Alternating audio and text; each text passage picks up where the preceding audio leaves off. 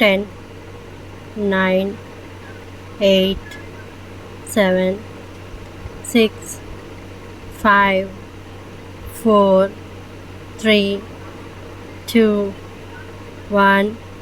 Let's go. Hello నమస్తే, welcome to Sri Lakshmi Divya TV and vlogs. ఈరోజు చిక్కుడుకాయ కర్రీ వండుతున్నామండి. చిక్కుడుకాయ వచ్చేసి ఉప్పు పసుపు వేసి ఉడికించేసాము. సో ఉడికిన తర్వాత ఇలా ఉంది. ఇందులోకి మసాలా, ఉల్లిపాయ పేస్ట్, అల్లం వెల్లుల్లి పేస్ట్, గరం మసాలా అండి, చెక్క, యాలకులు, లవంగాలు కలిపి పేస్ట్. సో ఇప్పుడు అయితే ఆయిల్ పెట్టేసుకున్నాం ప్యాన్ మీద. ఉల్లిపాయలు, గరం మసాలా, అల్లం వెల్లుల్లి పేస్ట్ అన్నీ కలిపి వేసుకుంటున్నాము.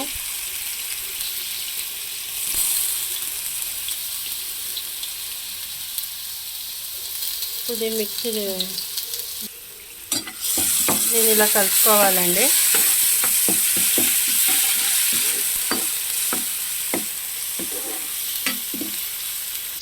లేత చిక్కుడుకాయలు అయితే ఇవి ఉడకబెట్టుకోకర్లేదండి, కొంచెం ఇవి ముదురుగా ఉన్నాయని చెప్పి మేము ఉడకబెట్టాము ఈ చిక్కుడుకాయలని.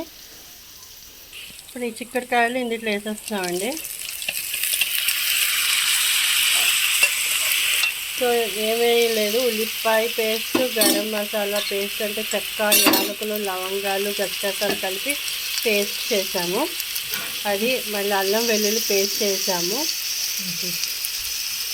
చిక్కుడుకాయలు వచ్చేసి ఉప్పు పసుపు వేసి ఉడకబెట్టుకున్నాము. 3 విజిల్స్ వచ్చేంత వరకు ఉడకబెట్టుకున్నామండి.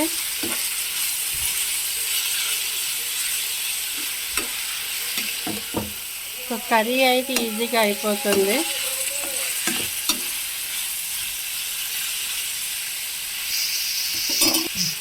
లైట్గా కారం వేస్తున్నామండి.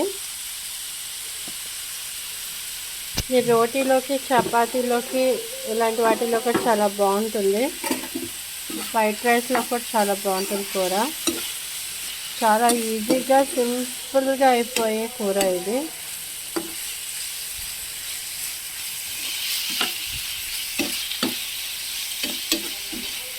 మసాలా ఎక్కువగా కాకుండా తక్కువలో వేసుకొని చేసుకోవచ్చు. పౌడర్స్ అవి వాడకట్లేదండి. ఇప్పుడైతే మూత పెట్టేసుకుంటున్నాం, మూత మీద ఉడకాలి కాబట్టి. సో కర్రీ అయితే ఉడికిందండి. చూడండి, బాగా దగ్గరికి అయితే అయిపోయింది.